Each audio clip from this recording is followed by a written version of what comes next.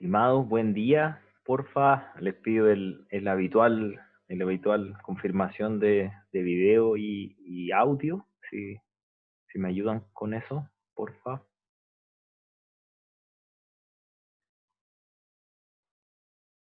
Súper, súper. Muchas gracias. Eh, vamos a Alejandro, porfa, les pido ahí, Alejandro, si puede, porfa, poner en mute eso. Gracias. Eh, a ver, ahí había uno más que me está. Ah, pero es que en privado. Ya, de ahí lo atiendo el otro. Ok, vamos. Les publiqué la tarea número 1, que es válida por prueba 1. Ok.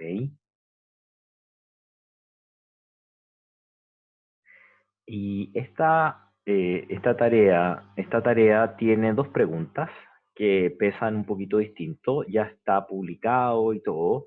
Les pido por favor que lean muy en detalle las reglas. Igualmente ahora le voy a hacer una explicación, pasar por ellas un poco rápido. Los que están en modelos estocásticos, que son bastantes, se van a repetir un poquito porque son exactamente iguales, solo están cambiadas las fechas. Así que voy a recorrerlas poquito, más o menos rápido, ¿ya? Les pido porfa leer detalle, cualquier pregunta que esté en este enunciado no la va a considerar Paolo, sino que simplemente va a ser, digamos, va a seguir adelante y va a asumir que ustedes deben leer el enunciado. Los grupos son de 6 o más, o sea, perdón, de más de 6, perdón, de no más de 6, y la idea es que pudieran, es que los que pueden hacerlo, los que quisieran hacerlo de menos, no hay ningún problema, de menos personas, pero tienen que asumir que más o menos pudieran trabajar de forma holgada en estas condiciones 6 personas, de forma correcta. Van a tener 3 semanas y es de común acuerdo la agrupación. Aquí salen las reglas. Deben anunciar su grupo por correo, deben anunciarlo antes de este viernes, deben decírselo a Paolo, deben copiarme a mí, y Paolo es quien coordina las tareas, va a ver las notas, va a ver las correcciones, va a coordinar a los correctores, etcétera, y tienen que entregar su grupo. Los que no indiquen grupo van a ser agrupados en forma aleatoria y, y van a ser, digamos, informados vía Canvas de que deben ponerse al día informar su grupo. Cada grupo debe tener un delegado y el delegado es quien se va a comunicar con Paolo para hacer más ordenada la interacción.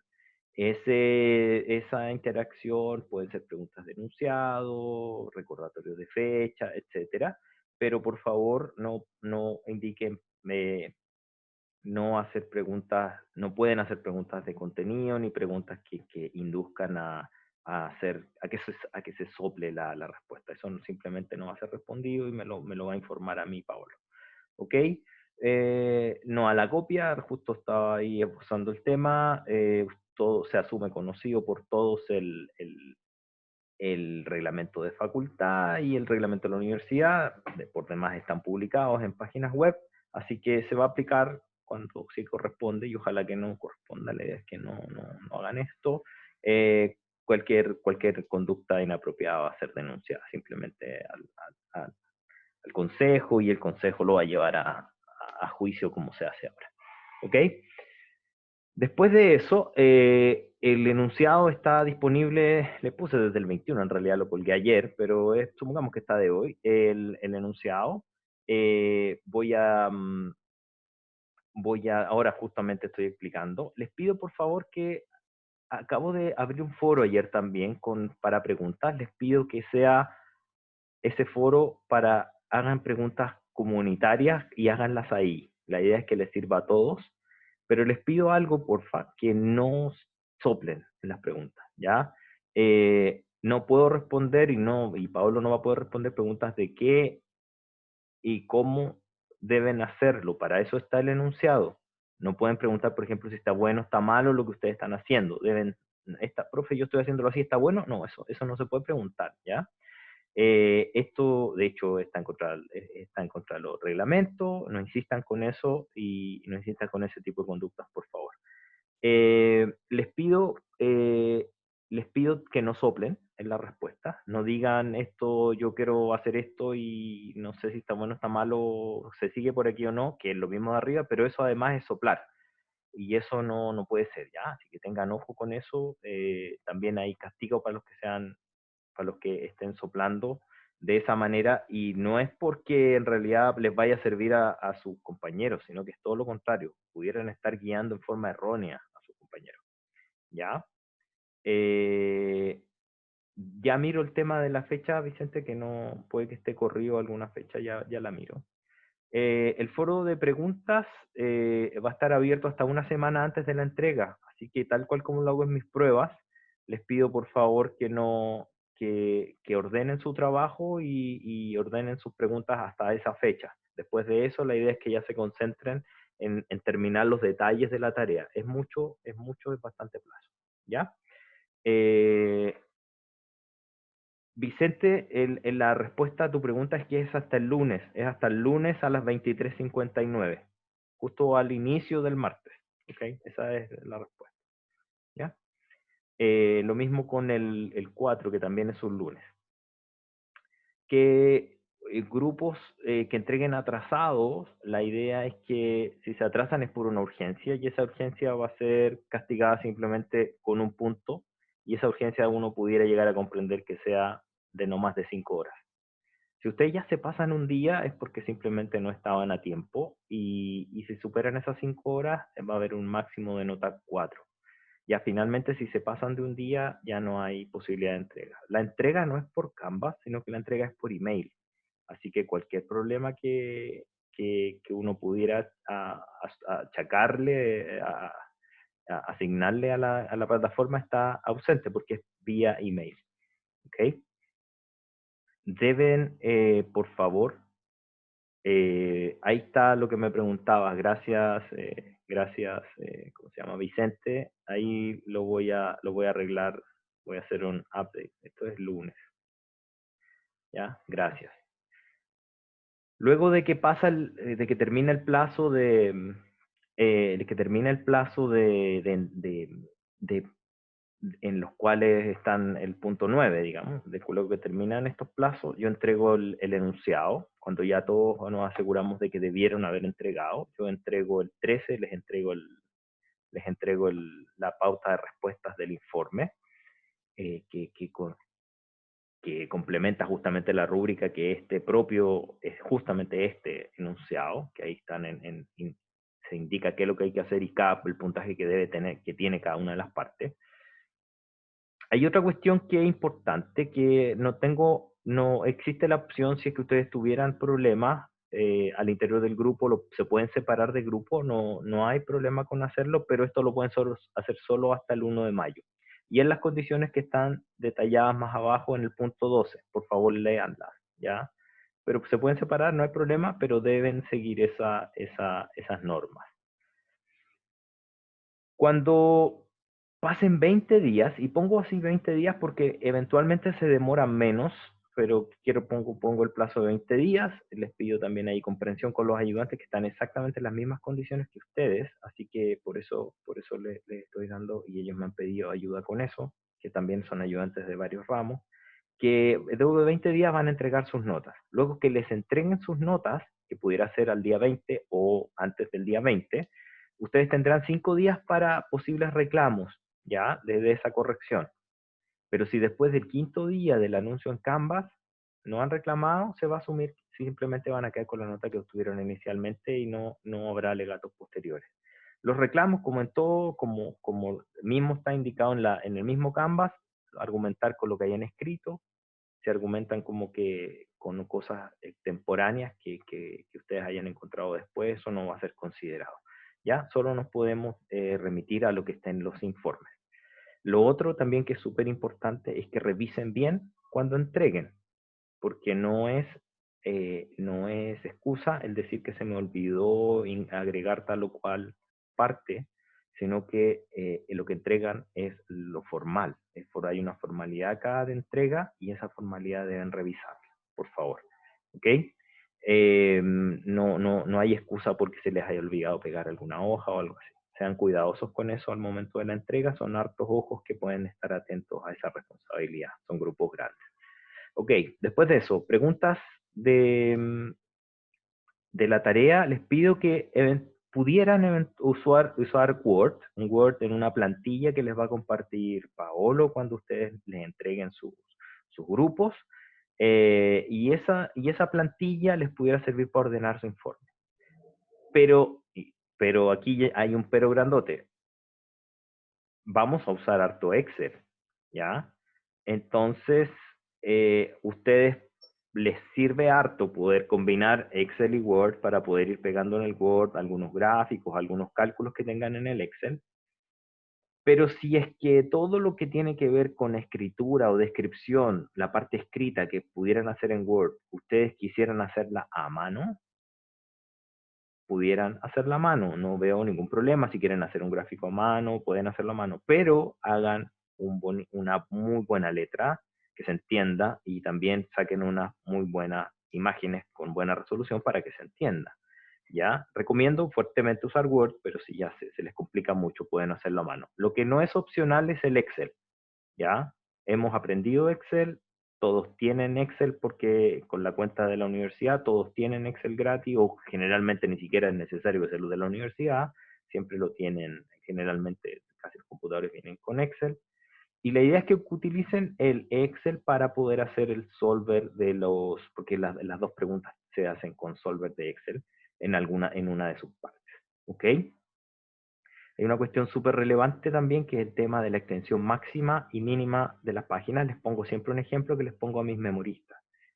Y yo les digo la siguiente frase. He visto memorias que tienen 40 hojas o 50 hojas y tienen un 1, o no un 1 porque son pocas las que reprueban, pero tienen un 4, que es una mala nota para una memoria.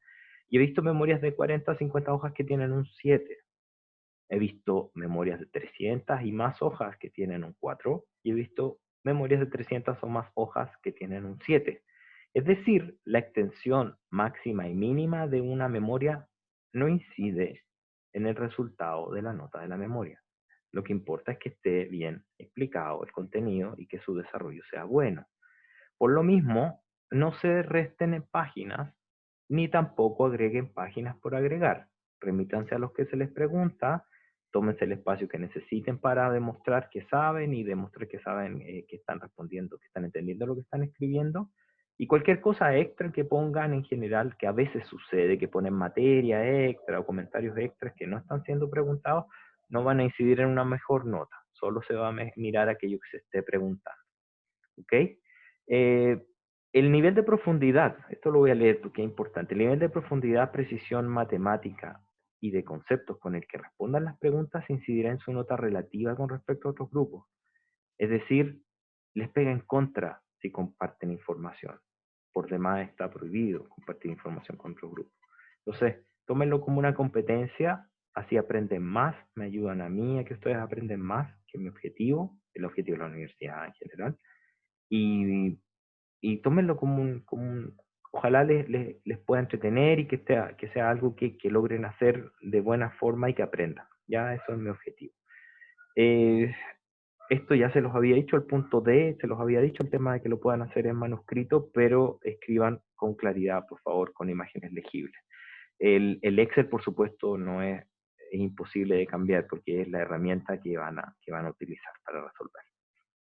Vamos ahora sobre el enunciado, lo voy a leer y los voy a explicar. Son dos preguntas, eh, las dos son de producción. Una compañía de químicos hace dos tipos de pegamento, que por simplicidad denominaremos tipo 1, T1 y T2. Venden pegamento por toneladas y considerarán vamos, para efectos de este problema, lo vamos a considerar en la producción en toneladas por día. Tienen algunas obligaciones, es decir, vamos a trabajar en un día, es el punto que les estoy diciendo.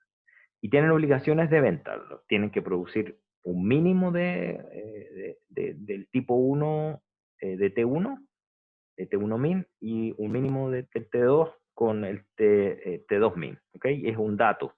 Cada uno de estos sets de datos que se va a ir conformando, que están marcados ahora con letritas, se les van a entregar para que ustedes puedan resolverlo en Solver cuando ustedes generen su grupo, se les entregue su número de grupo y se les va a entregar su set de datos. Los, sin desmedro de ello, las preguntas que están hechas cuando no está haciéndose mención al solver de Excel deben ser realizadas en términos algebraicos. Y cuando digo en términos algebraicos, que deben definirse, deben hacer su escrito de modelo refiriéndose a estos parámetros en forma de símbolo. ¿Ok? Solo cuando entran al Excel ya le meten números, porque de hecho todavía no tienen ni un número. ¿Ok? Después de eso, también hay una capacidad física de la planta que está definida por varias cosas, accidente transportadora, capacidad de almacenaje, entre muchas otras cosas, pero ustedes en total, entre los dos tipos, del T1 y el T2 juntos, no pueden producir más de un cap max. ¿Ok? Luego de eso, también van a tener un número máximo de trabajo de persona por empleado, de que son las horas hombres, digamos, que son las horas por semana por empleado. En Chile, por ejemplo, ese número es 40, ¿ya? Eso para que lo tengan en consideración. Después de eso, cada tipo de pegamento que están haciendo de este compuesto químico se hace en 3 departamentos. El departamento le vamos a llamar A, B y C. Y vamos a considerar que el concepto de hora hombre, que es la cantidad de horas trabajadas por una persona, es eso, que corresponde, y vamos a ver el total de horas hombres que se requieren para hacer 1 tonelada en cada departamento. ¿Ok? Entonces esa gama es hora hombre para 1 tonelada. Si uno quisiera verlo como unidades, hora hombre por cada tonelada, pero como lo digo en el texto, por eso lo escribo así. Para hacer 1 tonelada del pegamento 1, es gama 1 para el departamento A, gama T1 departamento A, gama T1 departamento B, gama T1 departamento C, y tienen esos datos. Exactamente lo mismo para el tipo 2, gama T2 departamento A, gama T2 departamento B, gama T3 departamento C. Y esos datos son números que ustedes conocen, ¿ya? Son parámetros del modelo. Después, acorde a las condiciones laborales actuales, contratos, sindicatos, leyes, descanso, de ausentismo, etcétera, saben cuántas horas disponen por cada departamento. Aquí hay un tema súper importante que a veces me han preguntado en otros semestres, cuando le he aplicado años atrás problemas parecidos. Cuando en la práctica uno pudiera pensar que uno pudiera enviar gente de un lado para otro. Si me sobraron a hombre en un departamento, envío para otro.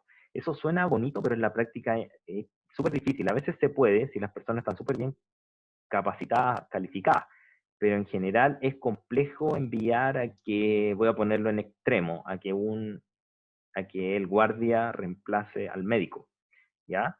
Y eso les deja muy claro el por qué esto suele no hacerse, ¿ya? Entonces, si les sobra hora hombre en algún departamento, simplemente tómelo como que esas horas se pierden, o las descansan al final del día los, digamos, los trabajadores, ¿ya? Así que eso es súper importante, chupaya, se escucha mal, déjame lo arreglo, espérame a ver, ya.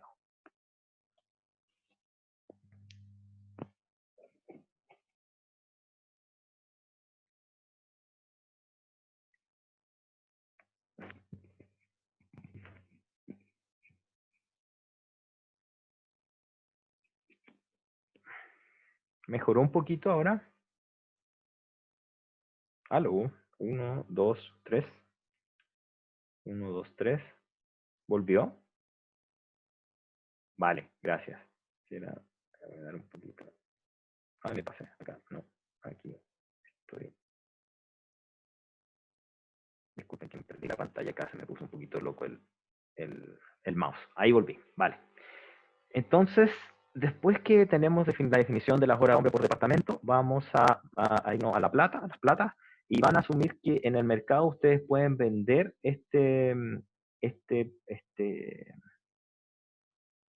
no, ni siquiera. Ustedes tienen un revenue, Ya tienen un profit, un beneficio unitario por tonelada por cada uno de los, de los pegamentos que producen, que ustedes conocen. Es decir, que después de hacer todo su proceso, ustedes saben el precio de venta, le restan todos los costos variables de producción por tonelada, y ustedes saben que ese diferencia, ya la conocen, que ese precio variable y costo variable es RT1, miles de pesos por tonelada, y para el T1, y el RT2 también lo conocen, que son miles de pesos por tonelada para el tipo 2. Y después de eso, vienen, adicionalmente, hay costos que no pueden asignar, pero tienen que considerar que son el costos de, un costo fijo, que son, por cada día que trabajan, tienen un costo fijo CF, ¿ya? Que como su nombre lo indica, es por día, por cada día trabajado, no depende de otra cosa, ¿ok? La compañía busca conocer cuánto debe producir de cada, dice pagamento, pero dice pegamento ahí, pegamento, cada tipo de pegamento cada día, a modo de maximizar el beneficio total obtenido. Es decir, ingresos totales menos costos totales. Para lo anterior deben analizar en forma profunda este problema y deben hacer los siguientes pasos. Porfa, el análisis, hagan los pasos que están ahí. Yo sé que ustedes ya tienen hartos conocimientos de cómo analizar un problema, pero la idea es que muestren estos pasos. Así que porfa, remítanse a lo que les estoy preguntando ahí. Definan y expliquen las variables de decisión. ¿Qué significan? Claramente, ¿cuáles son las variables de decisión? Definan y expliquen cómo construyen la función objetivo. Cuando digo defina y explique, matemáticamente y también en palabras. Sean súper cuidadosos en hacer su explicación. Después de eso, tienen que ir por todas y cada una de las restricciones que encuentren, exactamente lo mismo. Algebraicamente me definen qué es lo que están tratando de modelar, cuál es la ecuación, tanto en palabras como en matemáticas.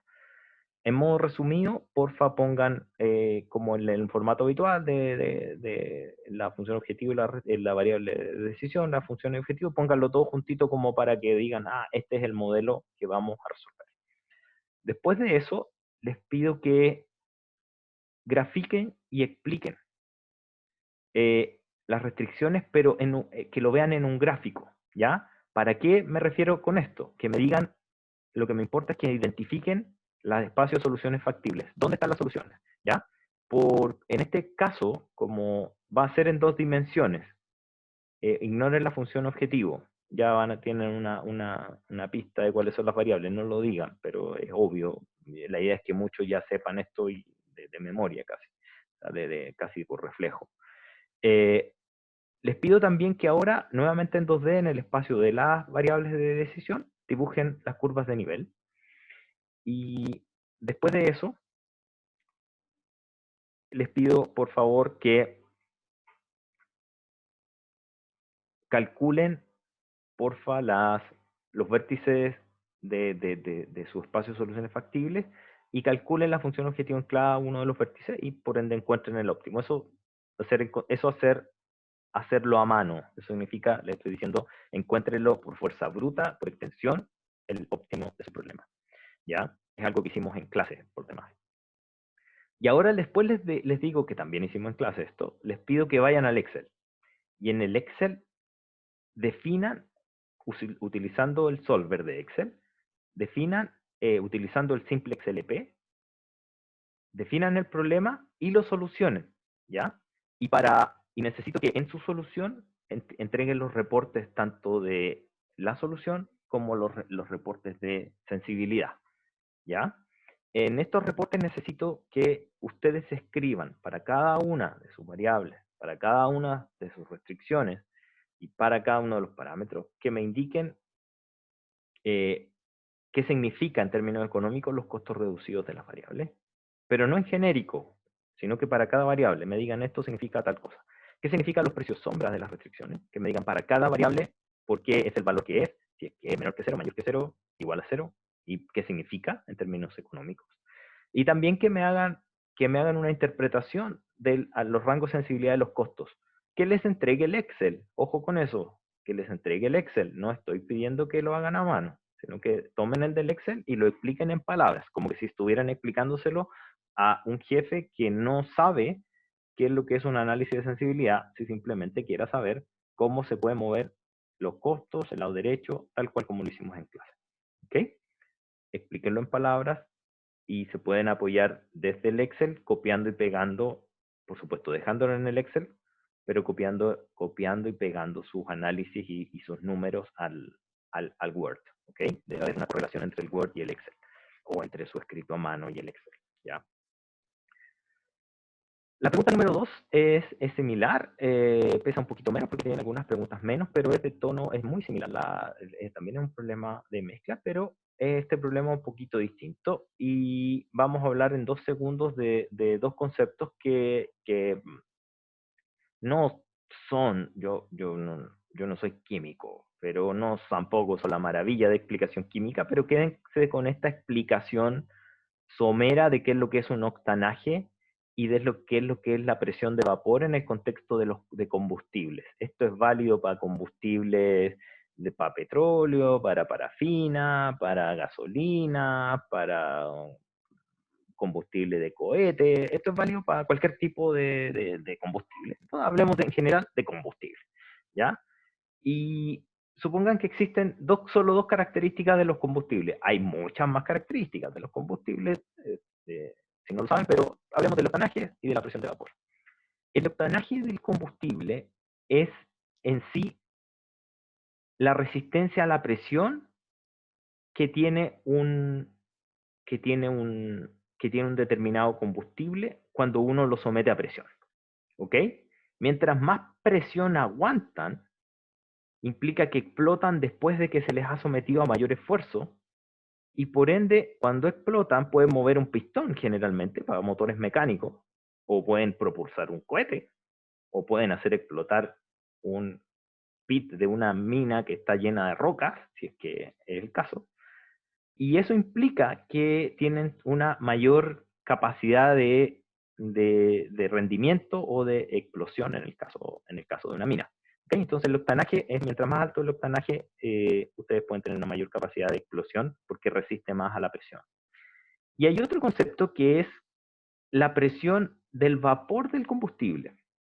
El combustible, cuando se somete a estas condiciones extremas de temperatura y de presión, eh, suele soltar su vapor. Y el vapor tiene distintas características respecto del, no necesariamente las mismas que el vapor de ese combustible, no necesariamente las mismas que cuando está en condiciones líquidas.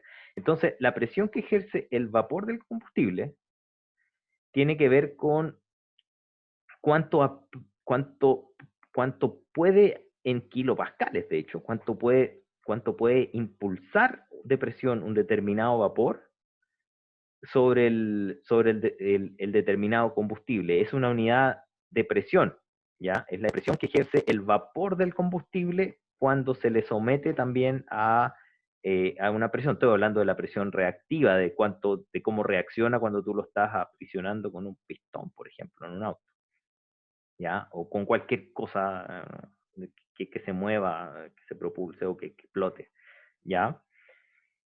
Y esa presión se mide como mucha de la presión en pascales, kilopascales, vamos a hablar nosotros. Y esas dos características son características que en general uno las puede mezclar. Es como las bencinas de tantos octanos que se venden en las bencineras que ustedes ven, a veces hay de 93, a veces hay de 97, de 90 y no sé cuánto, y las que están entre medio se producen como una mezcla, ¿ya? Y esa mezcla es una mezcla ponderada respecto de los correspondientes volúmenes, ¿ok? Entonces esto funciona exactamente igual.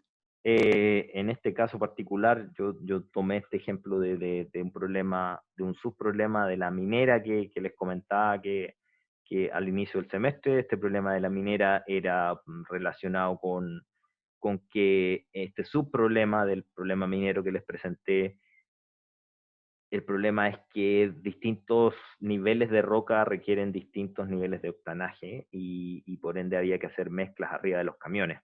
Es como para que sepan el contexto. Entonces, en este orden de ideas, un problemita simple de programación lineal me permite definir cómo puedo hacer esto. ¿Ok? dependiendo de lo que vayan necesitando en términos de características químicas tan básicas como la presión de vapor y el octanaje.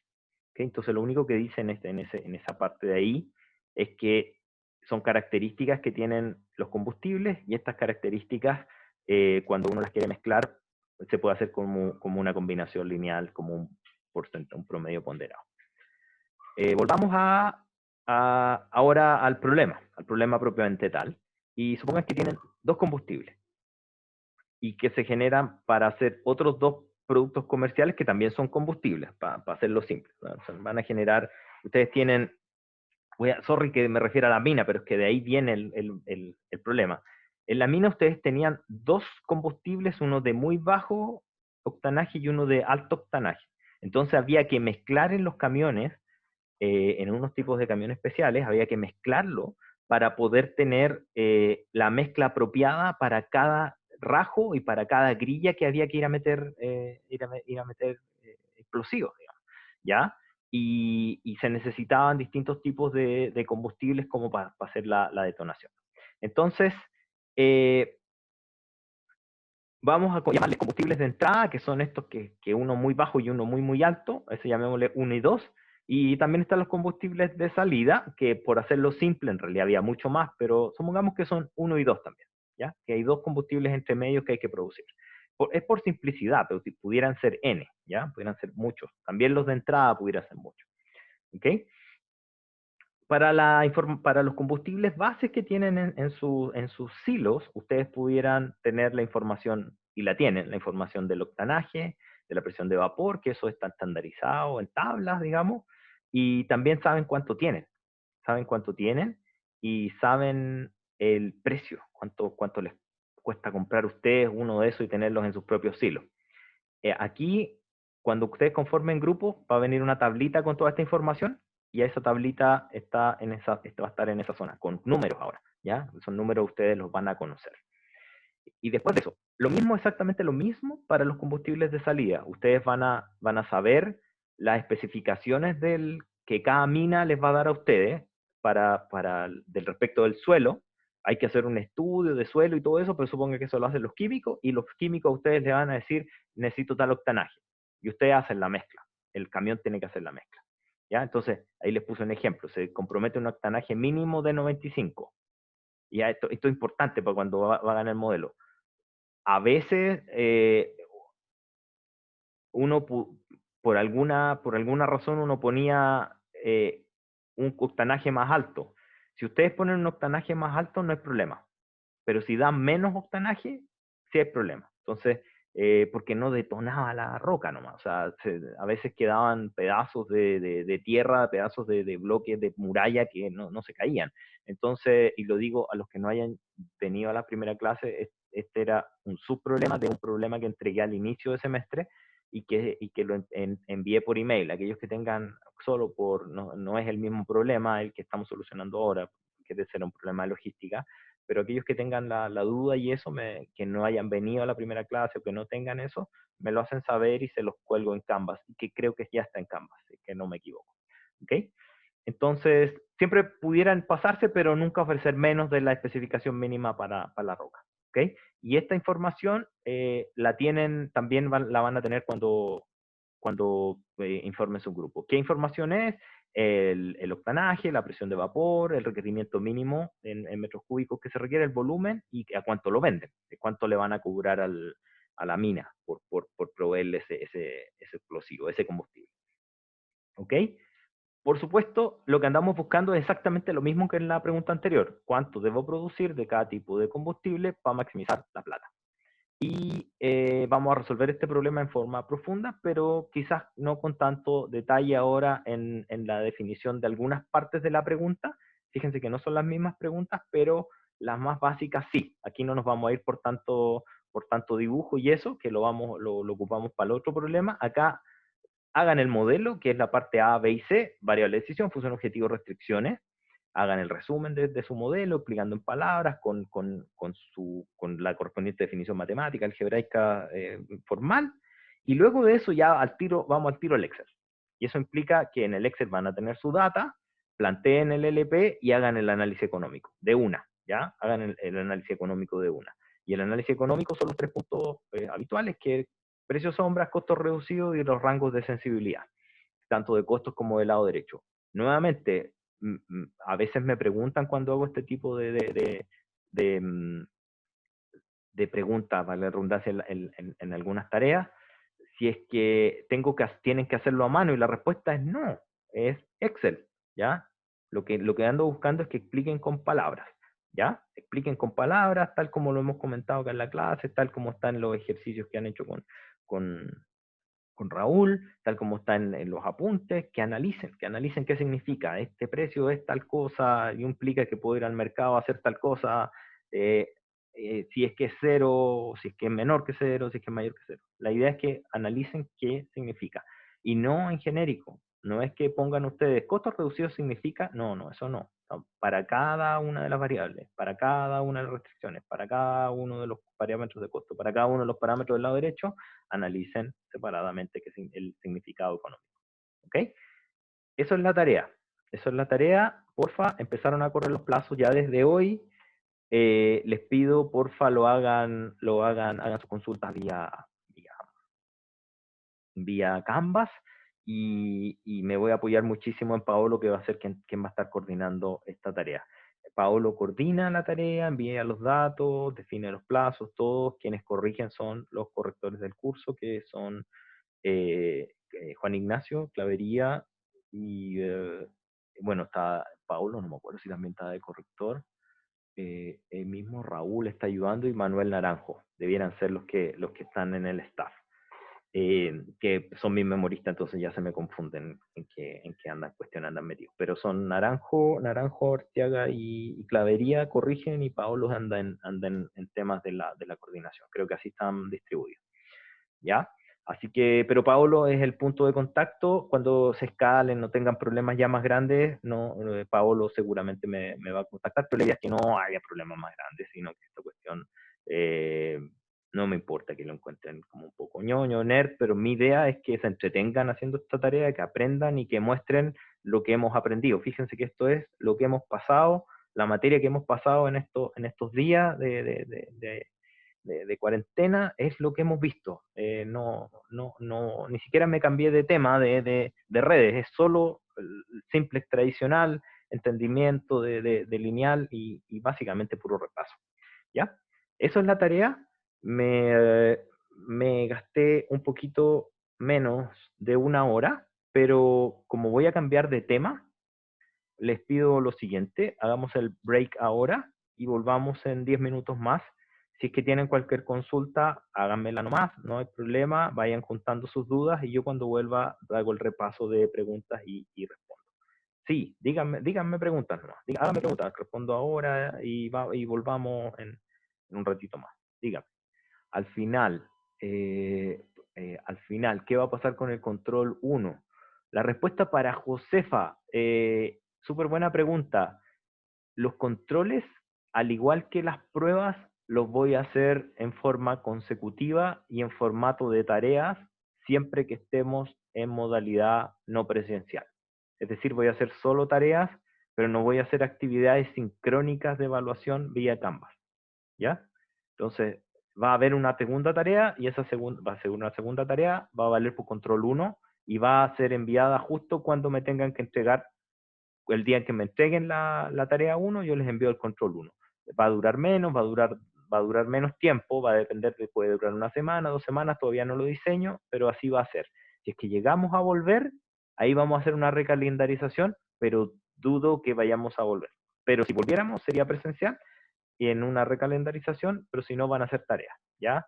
La misma, profe, misma duda del control. Eso iba a preguntar.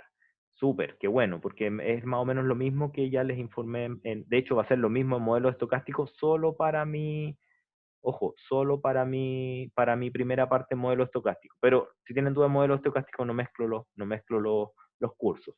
Después de eso, ¿va a ser individual o en grupos? En grupos, Josefa. Va a ser en grupos.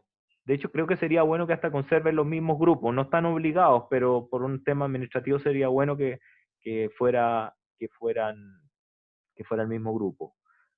Profesor, no entendí la diferencia entre octanaje y presión de vapor.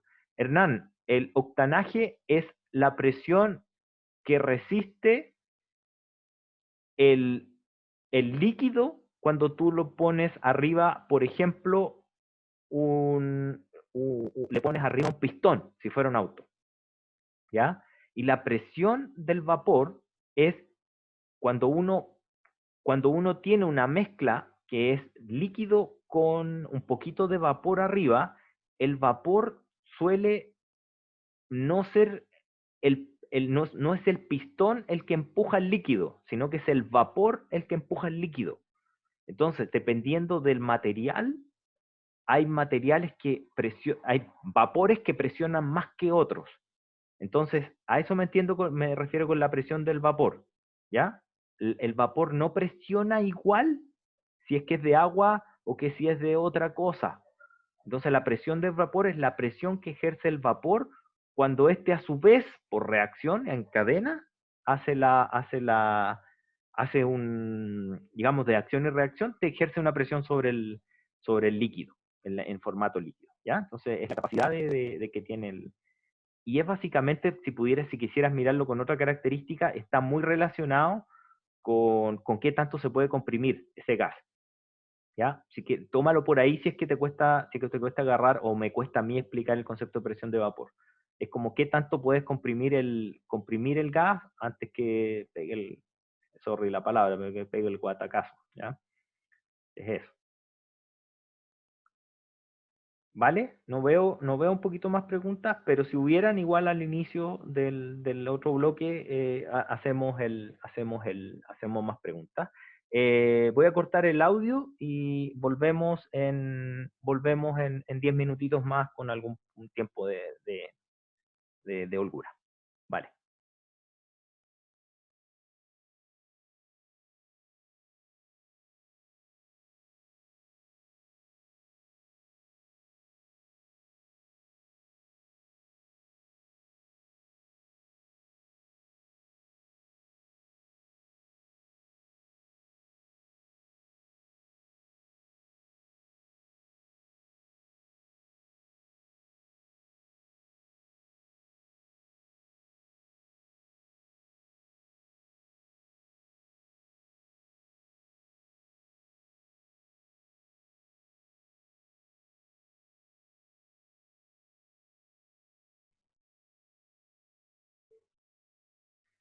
Estimados, buen día de nuevamente.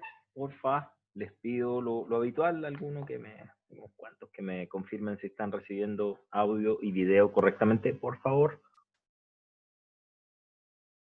Súper, muchas gracias, chiquillos. Muchas gracias. Vamos a continuar. Sí, la última clase definimos el problema de flujo a costo mínimo. En este problema ya tenemos la estructura de red en la cual tenemos un grafo y este grafo está conformado por nodos y arcos. Y digamos que tenemos un grafo que tiene nodos, que tiene arco y que este es un grafo dirigido donde hay flujo desde I hacia J. Y en ese grafo representamos ese flujo con esta variable de decisión, X, que representa cuánto flujo yo cargo o llevo desde I hacia J. Esa es la variable X sub J. Y el costo por llevar ese flujo en términos unitarios, si es que eso fueran cajas, por ejemplo, es el costo C sub I. Hablamos un poquito respecto de cómo se definen los arcos. Los arcos son orígenes y destinos. La información necesaria en términos matemáticos que uno requiere es que te indiquen el origen y el destino. Y esa información eh, es paralela y complementaria al nombre del arco. El arco puede tener un nombre, se puede llamar línea 1, ruta, algo, lo que sea, panamericana, pero lo importante o la información matemática que debe estar contenida dentro del grafo es el origen y el destino. Luego de eso, definimos nos demoramos bastante en definir esta ecuación de conservación de flujo, Y esta ecuación de conservación de flujo se define, es una restricción y se define para todos los nodos. Es decir, en todos los nodos las cajas que entran deben ser igual a las cajas que salen. Y lo escribimos de esa forma. Yo sé que esta restricción entra, lo que entra igual a lo que sale, pero lo escribimos de esta forma que está acá, porque necesitábamos dejarlo en la forma habitual en la cual en el lado izquierdo están las variables y en el lado derecho están las constantes o los parámetros. Y fue así, de esa manera, que también definimos el parámetro B, que es el consumo o producción neta en cada nodo, en el cual si el B es mayor que cero, es una producción neta; si el B es menor que cero, es una demanda neta; y si el B es igual a cero, es un nodo de paso. Eh, Después de eso, tenemos un conjunto de restricciones de cota, y en este conjunto de restricciones de cota tenemos la obligación de no superar dos límites, un límite inferior o lower bound, y un límite superior o upper bound, que no pueden violarse para que funcione bien esta red. Como límites superiores, dimos como ejemplo es lo más fácil de explicar, que son, por ejemplo, una capacidad. Si tenemos la capacidad de una tubería, que es la sección transversal; la capacidad de una carretera, que viene dada por su cantidad de pistas; la capacidad de una fibra óptica, que viene dada por la cantidad de pelos de fibra que hay en un ducto; la cantidad de energía que ustedes pueden transitar por una línea de alta tensión, etcétera. ¿Ok? La cantidad de transacciones que pueden enviar desde un computador a otro, que va a depender de las características de los computadores que están en los extremos. Y eso puede ser asumido como un upper bound, y lo pueden utilizar.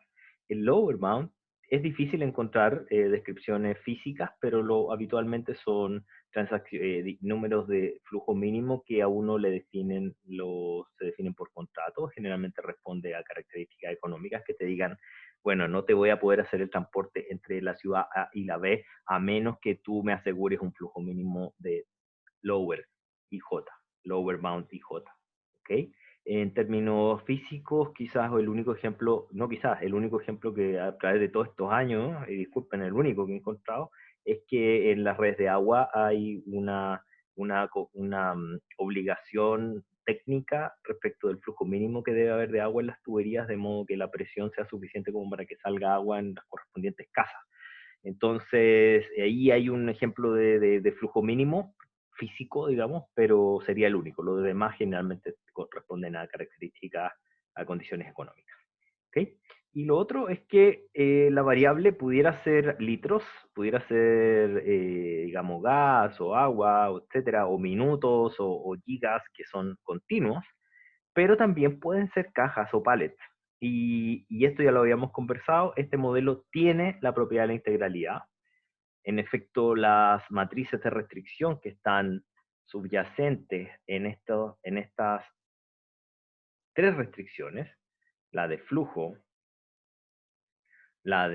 y las dos de cota, son dos matrices que no las estamos viendo en este momento. No estamos escribiendo explícitamente esto como una matriz, pero y lo vamos a hacer dentro de poco rato, pero las matrices que están ahí tienen la propiedad de ser unimodulares, es decir, tienen determinantes y subdeterminantes que tienen un valor más, 1, menos 1 o 0, y eso implica que el problema tiene la propiedad de la integralidad. ¿Ok? Vamos a ver esto más adelante, y esta propiedad que nos permite que podemos utilizar un método continuo para resolver este problema, que no sea que no sea difícil como algún método entero. El método entero más rasca, disculpen, el más malo que se les puede ocurrir, que es fuerza bruta casi, que es el branch and bound, que no es necesario, porque ustedes ya con simplex lo pudieran hacer. ¿Qué es lo que se requiere para que les funcione que sea entero? Además que ya saben que es unimodular la matriz, requieren que las cotas inferiores, las cotas superiores y los consumos o netos, digamos el flujo neto, el B sub I, sean enteros. Si todo está medido en pallets, por ejemplo, entonces no debieran tener problema y pueden usar simplex. Y nuestro objetivo ahora es utilizar simplex, es que definamos el simplex, pero lo vamos a adaptar para este problema particular de redes. Y este problema particular de redes tiene algunas características que nos van a facilitar la vida y otras que también tienen un entendimiento geométrico del problema que hace súper interesante recorrer este método para que ustedes tomen algunas decisiones, las cuales, por ejemplo, son decisiones de ampliación de arcos o de caminos, por ejemplo, unas decisiones de ampliación de caminos, que son decisiones muy recurrentes, tienen una red y tengo que definir qué camino debo ampliar.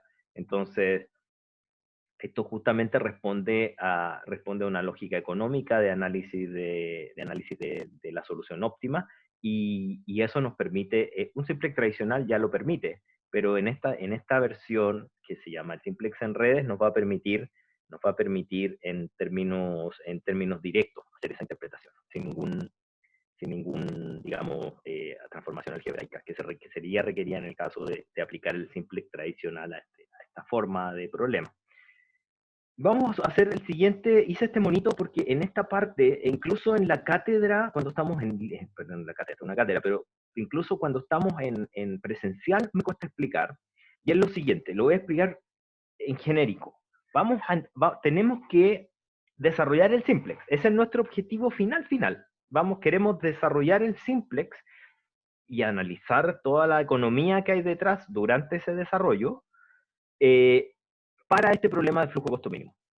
Pero para poder hacer eso tenemos que pasar por una serie de desarrollos matemáticos que nos van a servir para entender la geometría del problema, pero que también son un poco engorrosos en términos algebraicos y que a veces hacen que uno se pierda del objetivo final que andamos buscando, que es buscar el simplex en redes.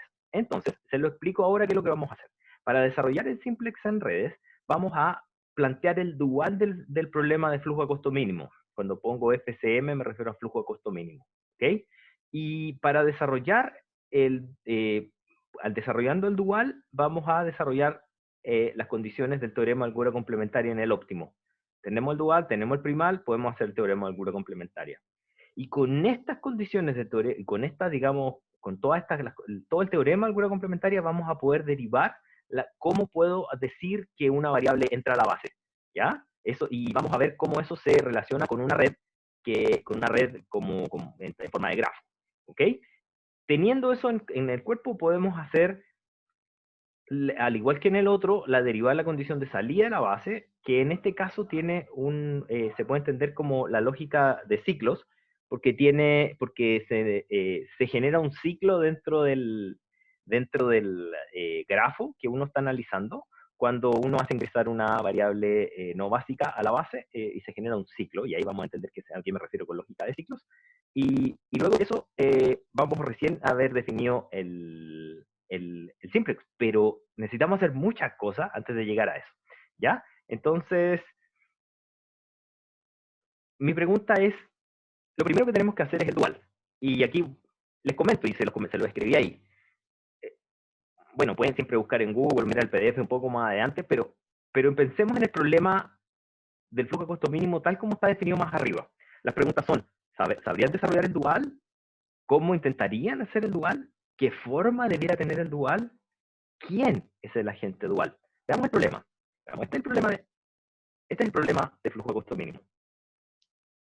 La forma típica en la cual nosotros atacamos problemas de dualidad en términos de dualidad lineal es cuando estamos en presencia de un problema que tiene un mínimo de C traspuesto por X, sujeto a que A por X es mayor que un cierto B, y que ese X pertenece a Rn+. Eso es lo que nosotros sabemos abordar.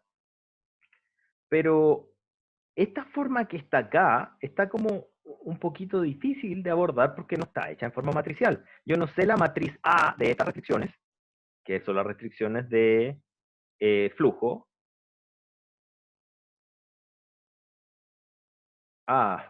Alguien se está escuchando cortado, me dicen de nuevo. Déjenme, trato de solucionarlo, pues sí, está un poquito mala mi red. Espérenme un ratito, déjenme solucionar el problema. En mi headphone. Ya, eso está bien. Voy a cambiar de headphone, pero puede ser la red. Tengo dos micrófonos buenos, 2 segundos.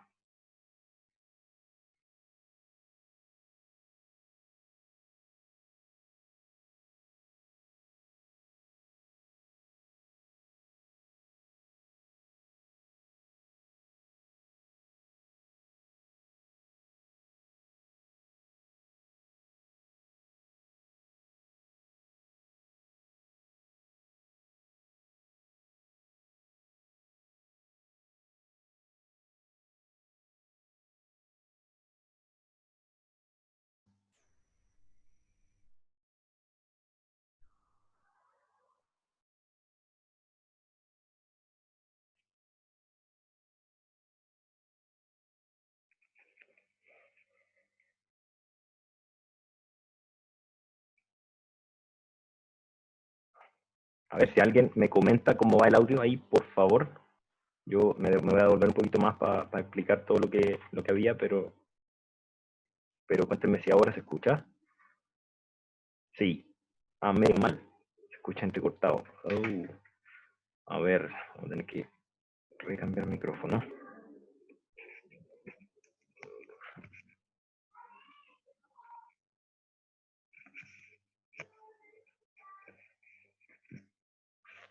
Ahí prueba. 1, 2, 3. 1, 2, 3. Ahí volvió. Súper, súper. Ahí cambié el micrófono. Tengo 2 micrófonos, pero ya, ahí volví al anterior, de hecho. Eso, ya, qué bueno. Voy a explicar de nuevo. Voy a explicar de nuevo. Me voy a devolver hasta el punto en el cual, como uno, vamos a desarrollar el simplex. Y el simplex en realidad lo vamos a desarrollar de la siguiente forma. El simplex lo vamos a desarrollar básicamente en 3 etapas. La primera es construir el dual del flujo de costo mínimo, lo cual es una tarea súper difícil y súper larga. ¿Ya? ¿Por qué? Porque no tiene la estructura estándar que estamos acostumbrados, que es la estructura canónica o la estructura estándar de un problema de optimización. Están ocultas las matrices y esas matrices las vamos a tener que descubrir. Esta etapa es un poco cargada en términos algebraicos, pero por eso hago este cuadrito, porque no quiero que se pierdan en este cuadrito y no nos perdamos, porque yo también me pierdo a veces, pero el objetivo final del día es que vamos a aplicar el teorema, teniendo el primal y el dual, aplicamos teorema del Guru complementaria. ¿Para qué? Para desarrollar el simplex, que es nuestro objetivo final. ¿Ok? Después de eso, teniendo el teorema de Guru complementaria y explícito, vamos a derivar las condiciones de entrada a la base y lo vamos a entender en el contexto de un grafo. ¿Ya? Vamos a entender cómo se define una base? ¿Qué es una base en el contexto? ¿Qué es una?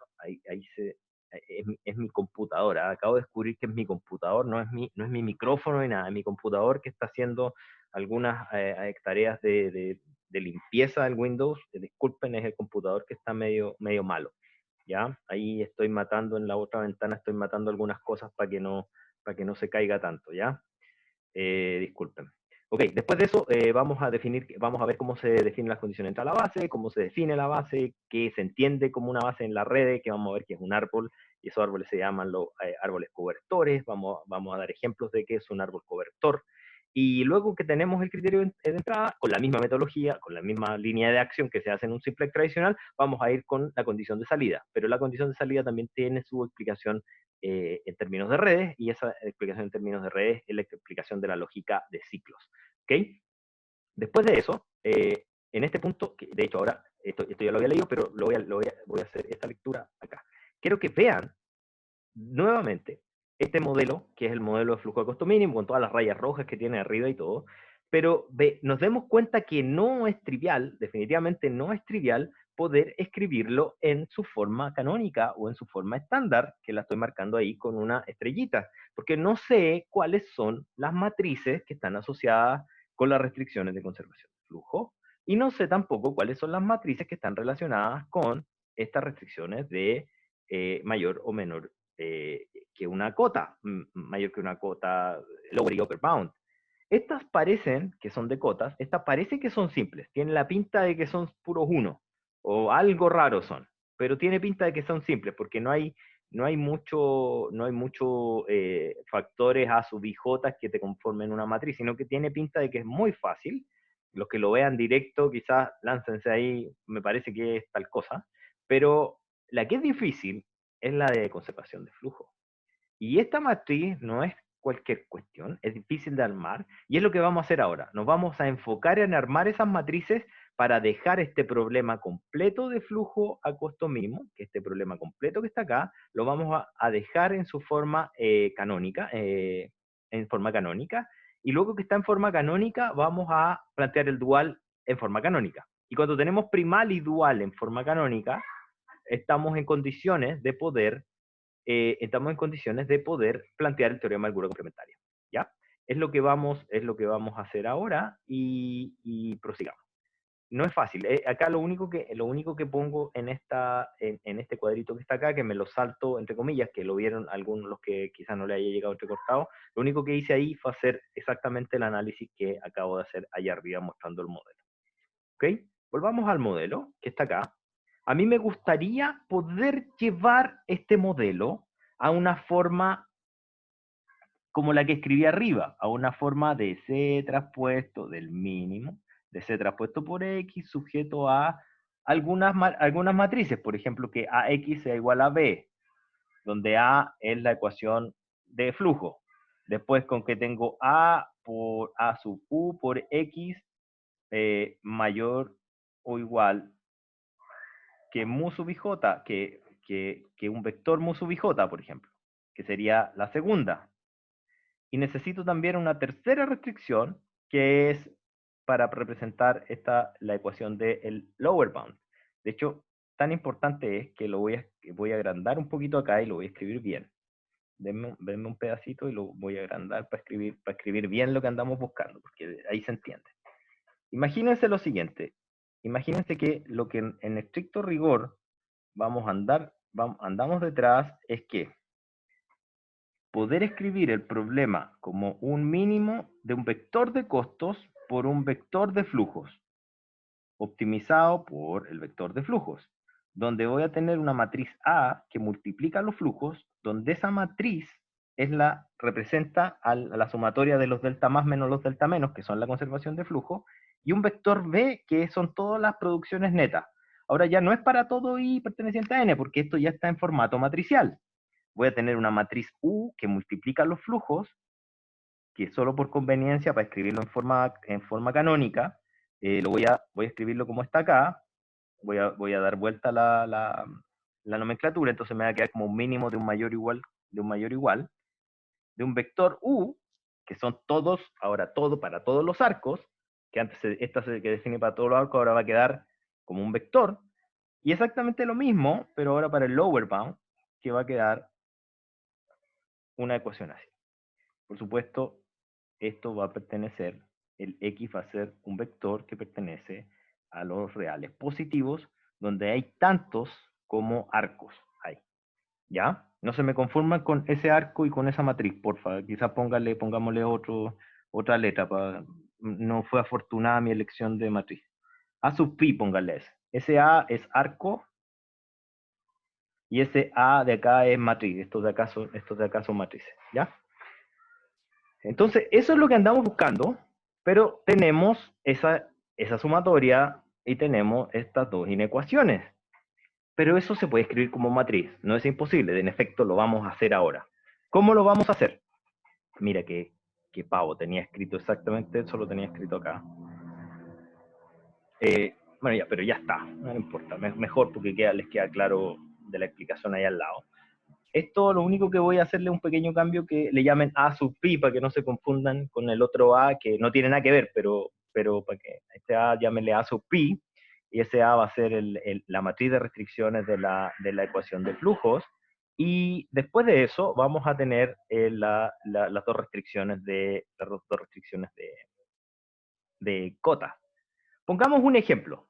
Y ese ejemplo chiquitito, a mí me gusta poner estos ejemplos chiquititos porque ahí queda claro de qué estoy hablando. Con este dicho que está acá, eventualmente, yo creo que a muchos les va a quedar claro, pero hay algunos que van a decir, no entiendo nada qué se quiere decir con eso. Imaginémonos un grafo chiquitito. Imagínense este grafo que está acá. ¿Qué quiero decir con ese grafo que está ahí? Quiero decir que tiene 4 nodos y que tienen 5 arcos, y esos arcos es el arco 1, 2, el arco 1, 3, el arco 2, 3, el arco 2, 4, el arco 3, 4. Y por ende, las variables de flujo son los flujos que van en el 1, 2, en el 1, 3, en el 2, 3, en el 2, 4 y en el 3, 4. Y ese es el vector X. Ese es el vector X, ¿ok? Para ese grafo chiquitito, claro, es un ejemplo chiquitito. Y después, ustedes me preguntan, bueno, ¿y cuáles son los nodos? Los nodos están acá, 1, 2, 3 y 4. ¿Cuáles son los arcos? Ya los dije, 1, 2, 1, 3, 2, 3, 2, 4, 3, 4. Ahí están los arcos. Y tengo, por ende, el vector, ese vector genérico que andaba buscando antes, ahora lo escribí no genérico, sino que para este grafo chiquitito. Es decir, a eso me refiero a ordenar como un vector para cada arco el vector de flujos. Después de eso, bajamos.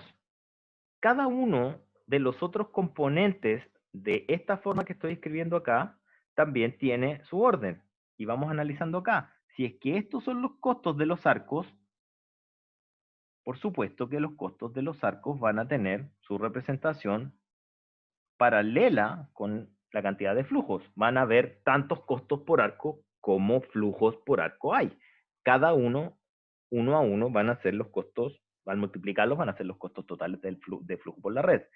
Adicionalmente, el vector del lado derecho se tiene que plantear porque tiene que haber una producción o consumo neto para cada uno de los nodos. Y por ende, este es un vector que va desde 1 hasta los n nodos, cardinal de los nodos. Y los arcos, al igual que la variable de decisión de flujos, tienen tantos cotas superiores o upper bound como arcos hay y lower bounds o cotas inferiores como arcos hay. Entonces, esta es la estructura de qué es lo que estamos hablando que hay dentro de todos estos factores. Pero nuevamente, tenemos el X, tenemos el C, tenemos el B, tenemos el U, tenemos el L. Ya sabemos qué son, lo explicamos con un ejemplo chiquitito y ahora vimos en general, esas son los más fáciles. Pero ¿y cuánto es API? ¿Cuánto es AL? Y lo más difícil es cuánto es API. Tengo a upper bound, a sub lower bound, pero cuánto es API? Vamos a ver estos dos que son los más fáciles. Vamos a ver las dos matrices del lower bound y del upper bound, que están relacionadas con las dos restricciones de flujo superior, de cota inferior y de cota superior. Quiero que hagan el siguiente análisis, y el análisis es el siguiente. Si ustedes tienen definido para un cierto conjunto de arcos, y esos arcos son un vector, cuando ustedes van a definir esa matriz en la cual uno pudiera escribir una matriz como el que multiplique a todo ese vector, necesariamente esta matriz tiene que tener tantas columnas como filas tiene el vector de flujos, ¿ya? Entonces la matriz A sub L va a tener tantas columnas como arcos haya, ¿ok? Y por otra parte, la cantidad de filas que debe tener esta matriz debe ser tantas como ecuaciones haya en el lado respecto de las cotas inferiores. Y nosotros sabemos que los flujos son tantos como el cardinal de arcos, por ende la matriz A tiene dimensiones,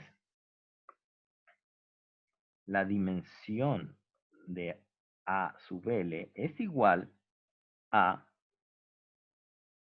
por una parte, dimensión de arco, columnas, pero son tantas filas como restricciones de cota hay, y para cada arco hay una restricción de cota, es decir, también tiene tantas filas como arcos. Entonces es una matriz cuadrada. Yo no sé qué hay adentro todavía, pero sé que es una matriz cuadrada. ¿Ok? Entonces, ¿cuáles son las dimensiones de A? Bueno, las dimensiones de A sub lower bound es tantos arcos al cuadrado. La dimensión de los arcos por arcos. ¿Ok? Arcos filas por arcos columnas. Y por ende es lo que está acá. ¿Ok? A eso me refiero. Cuando eso sucede, la pregunta es ahora, ¿qué valores debe tener? ¿Qué valores debe tener adentro de esa matriz? Y esto sale de analizar los coeficientes que hay acá, que debieran estar multiplicando a la variable x, porque en este lado el vector L está limpio, los L y sub ij están derechitos, están escritos linealmente, tal cual como lo estaban los B sub i. Pero ¿qué coeficientes hay acá? Bueno, parece ser que hay solo coeficientes 1. Al lado de cada una de las variables hay un coeficiente 1. Entonces, si ustedes lo analizan, lo que hay aquí es una matriz identidad. Déjenme hacer el siguiente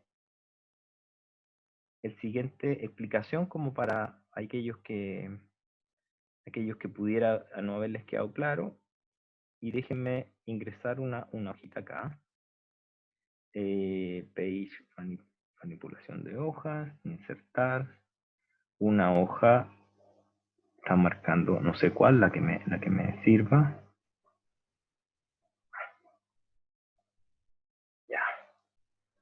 Imagínense entonces, por ejemplo, bueno, si ustedes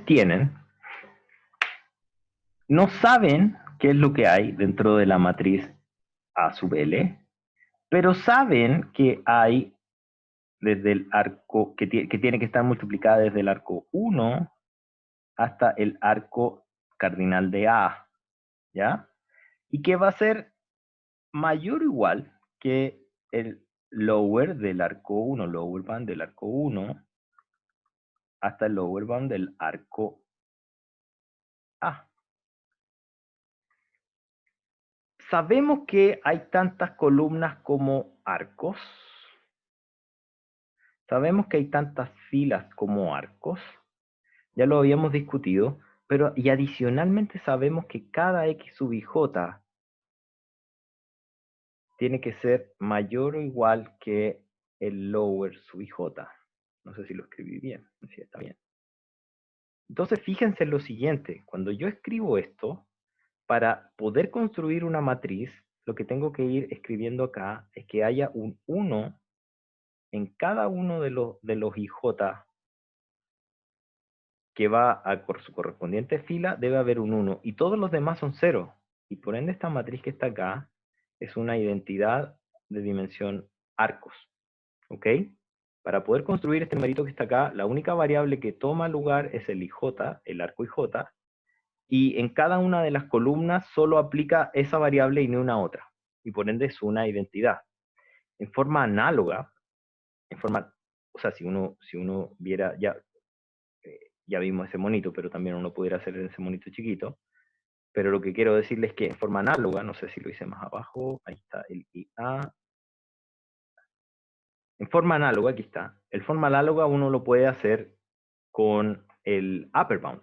Exactamente lo mismo, pero fíjense que, y recuerden que yo digamos, a propósito, yo lo hice a propósito, la cota superior la escribí así, escribí con un menos, di vuelta la inecuación. ¿Por qué la di vuelta? Porque puse una inecuación mayor o igual con un modelo de primal de minimización. Eso implica que al escribir el dual, la variable dual asociada a ese conjunto de restricciones va a ser positiva. Lo hice para sostener la nomenclatura de canónica. Entonces, como está con este menos y con este menos, es exactamente el mismo análisis que hicimos con el lower bound, también es una identidad. Y esta identidad, en este caso, simplemente ahora, cuando yo la voy a aplicar y que quiero aplicar con el upper bound, simplemente tienen que darse cuenta que esto va a quedar escrito así. ¿Ok? Entonces también la ecuación del upper bound es una identidad. ¿Ok? Esas dos son las fáciles. ¿Ya? Pero estamos ahora en un punto en que tenemos que enfocarnos en la restricción más complicada. Y la restricción más complicada es la de conservación de flujo. Ya podemos, con la misma observación que habíamos hecho antes, en las anteriores nosotros observamos cuál era el coeficiente que acompañaba a los X, cuál era el coeficiente que acompañaba a los X, el correspondiente me iba a construir la correspondiente matriz. Ya tan solo de observar podemos ver que hay más unos por un lado, cuando está el arco IJ, y menos uno por otro lado, cuando hay arcos JI. Esos serían los coeficientes que me van apareciendo en esta matriz. O sea, al parecer hay más unos y menos unos. En aquellos puntos donde aparecen los JI y en aquellos puntos donde aparecen los JI y en aquellos puntos donde aparecen los IJ y los JI, que IJ, JI. Y esto se repite para cada nodo. Entonces, nuevamente hagamos el análisis de dimensión. Para poder escribir a pi por x vector igual a b vector, que es eso que está aquí, para poder hacer eso, yo debo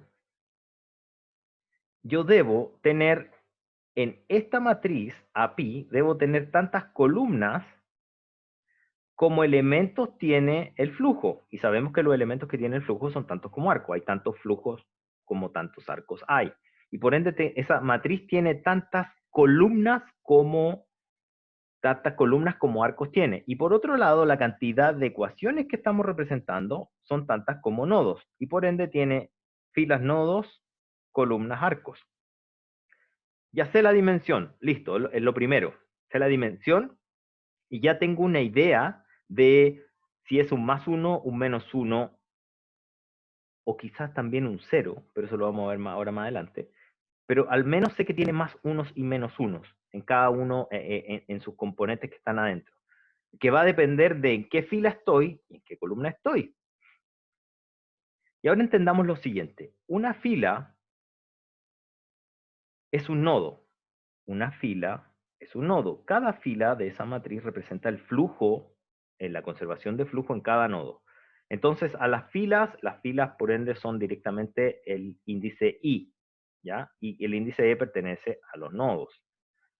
Las columnas son un poquito más complejas, porque las columnas, como les contaba, matemáticamente, en general nosotros nos referimos a las columnas cuando estamos hablando de una matriz y hablamos de la matriz I sub ij, ¿ya? Pero en este momento, y acuérdense que eso es un índice mudo, uno le pudiera poner IKL, KM, NM, lo que sea, pero olvídense de esa nomenclatura por un ratito y ocupemos y démonos cuenta que la columna, en este caso particular, como es un arco, para referirnos a ese arco necesitamos más información que el nombre. Puede decir, la columna puede llamarse ruta 68, pero a su vez la columna me debe decir la información desde dónde va el origen o que le estoy poniendo ahí, y el destino o D que le estoy poniendo ahí.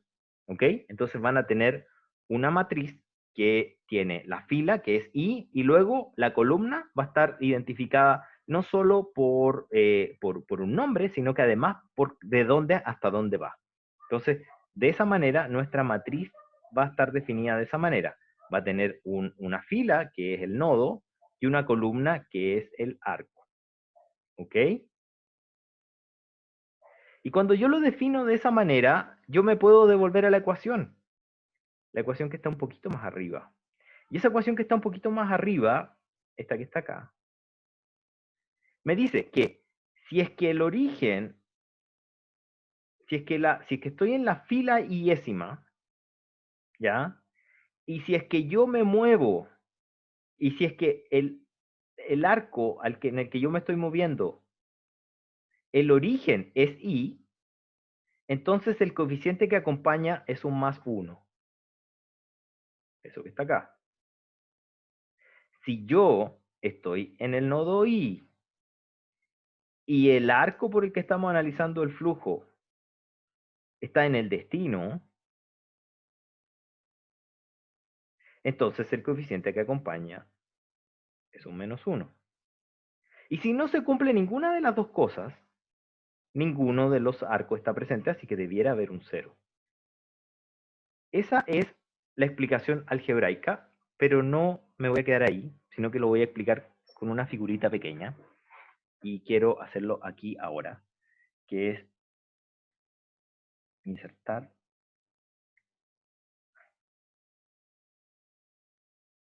una figurita pequeña. Hagamos el siguiente grafo, que es el mismo de arriba. Me quedó feo, disculpen. Hagamos el siguiente grafo. Supongan el típico grafo que yo hago en clases, que son de 4 o 5 nodos, este que es de 4 nodos.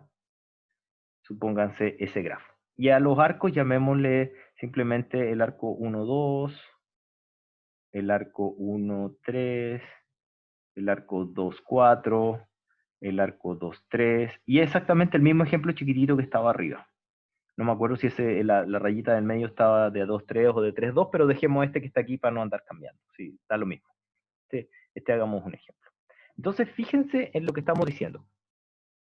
Lo que estamos diciendo es lo siguiente. Hagamos las conservaciones de flujo acá. En las conservaciones de flujo, díganme ustedes que desde el nodo 1, para el nodo 1, ¿cuál es la conservación del flujo? Lo que sale menos lo que entra del nodo 1 igual al B sub I. Supongan que cada uno de estos tiene un correspondiente B sub I, ¿ya? Que pudiera ser positivo o negativo, lo vamos a definir. No vamos a tirarnos con números, pero cada uno tiene su correspondiente B sub I. O sea, los B sub I son datos. ¿Ya? Supongamos eso. Entonces, ¿qué es lo que tenemos que hacer? Tenemos que escribir esta restricción que está acá, que es la suma de los delta que salen menos la suma de los delta que entran igual al B sub I. Eso es lo que dicta la ecuación. ¿Quiénes salen del nodo 1? Sale el x1, 2, sale el x1, 3. ¿Quién entra? Nadie. No hay arcos que entren. Y eso es igual a B sub 1. Nodo 2. ¿Qué pasa en el nodo 2? Nodo 2, acá estoy parado. Nodo 2. En el nodo 2, ¿quién sale? Sale el flujo 2, 3. Sale el flujo 2, 4. ¿Y quién entra? Negativo, el 1, 2. Flujo neto, P2. Nodo 3. Nodo 3. ¿Qué pasa en el nodo 3? ¿Quién sale? Sale solo el 3, 4. ¿Quién entra? El 1, 3 y el 2, 3. Igual a B3. Nodo 4. ¿Qué pasa en el nodo 4? En el nodo 4 está. ¿Quién sale del nodo 4? Nadie. ¿Quién entra? Entonces negativo. El 2, 4.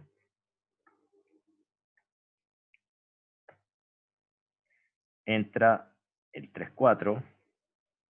Y el flujo neto es B4.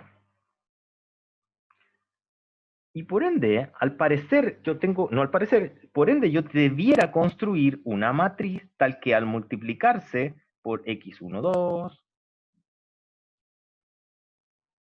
x1, 3,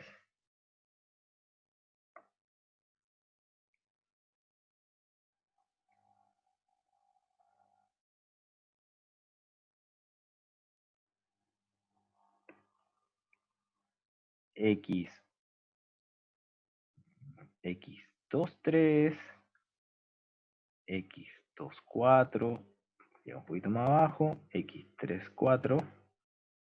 Por esos flujos que están ahí son 5, si está bien. Entonces sería el 1, 2, el 1, 3, el 2, 3, el 2, 4 y el 3, 4.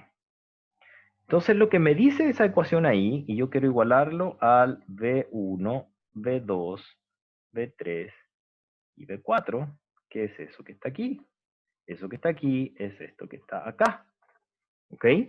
Entonces tengo que ver, cuando yo tomo este vector que está acá y lo pongo aquí arriba, traspuesto, siempre hago el gesto con la mano ahí, lo pongo arriba, traspuesto, y lo voy multiplicando por cada uno de los elementos que está ahí, veo que en la primera ecuación del nodo 1 me aparece el 1, 2 y el 1, 3 con positivo. Entonces me aparece más 1 positivo. Y ninguno más está presente. Así que un 0, un 0 y un 0. Después, en el nodo 2, veo que está presente el 2, 3 y el 2, 4 con un 1. el 2, 3, el 2, 4 con un 1, y el 1, 2 dice que está presente, pero está presente con un menos 1. ¿Ok? Entonces el 1, 2 está presente con un menos 1. Y todos los demás son 0. Al nodo 3, ya mecanizándose. Nodo 3. Vamos al nodo 3, multiplicamos, buscamos los coeficientes, vemos que el 3, 4 tiene un 1. El 3, 4 tiene un más 1. Pero el 1, 3 y el 2, 3, el 1, 3 y el 2, 3 tienen un menos 1 y los otros son un 0. Finalmente, el nodo 4 no tiene ningún positivo y tiene dos negativos, el 2, 4 y el 3, 4. El 2, 4 y el 3, 4 son negativos y todos los demás no están presentes. Ahora, ¿qué es lo que decía la matriz? Ustedes lo pueden mirar más arriba, yo se los doy de memoria. ¿Qué es lo que decía la matriz respecto a la ecuación más arriba algebraica que les hice acá? Esto. ¿Qué es lo que dice esto? Analicémoslo. Analicemos, ustedes que tienen todas las hojas lo van a poder ver, lo pueden ver en su computador si es que lo logran, si no, síganme la explicación acá. Vean, fíjense en lo siguiente, lo que está diciendo acá es que si ustedes están analizando el nodo 1, si están analizando el nodo 1, cuando analizan el nodo 1, si en el nodo 1, en el origen, está el propio nodo, entonces pónganle un más 1, y si en el destino está el nodo que se está analizando, entonces póngale un menos 1. En este caso no es ninguno, porque no en ninguna parte está como destino. Pero analicemos el 3, para que ese tiene así para todos lados. Cuando estamos analizando, perdón, rayé mal ahí. Debía haber analizado acá. Cuando estamos analizando el nodo 3, y este es el nodo 1, cuando estamos analizando el nodo 3, este nodo,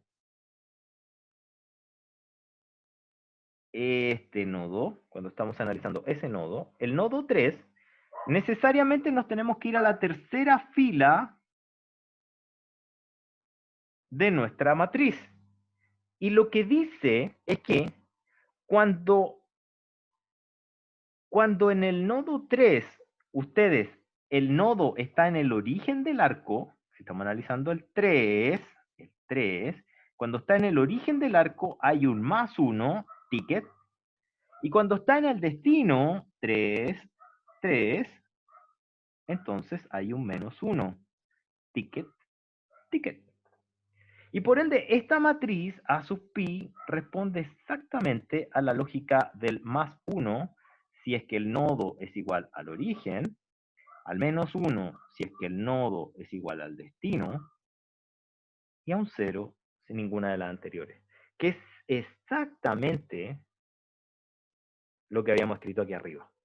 ¿Ok? Conclusión, estamos listos. En este punto, estamos listos porque tenemos la matriz. ¿A dónde lo escribí esto? Pero lo puedo escribir de nuevo, si da igual. Aquí estaba, de hecho. ¿Por qué estamos listos?